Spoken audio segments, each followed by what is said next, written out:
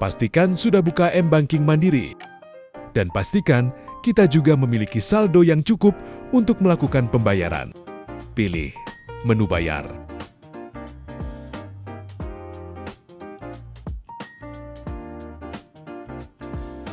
Pilih internet dan TV kabel.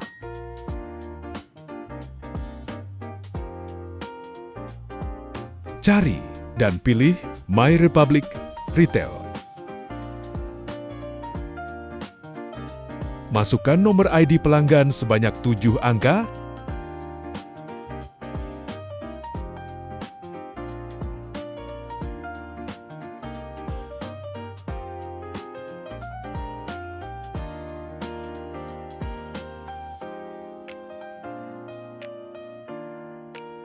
Jika memang benar dan waktunya pembayaran, akan keluar nama dan nominalnya. Pastikan namanya sudah sesuai.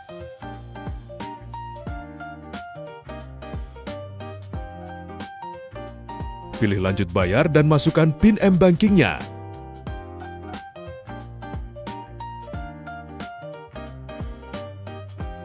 Selamat mencoba, semoga beruntung.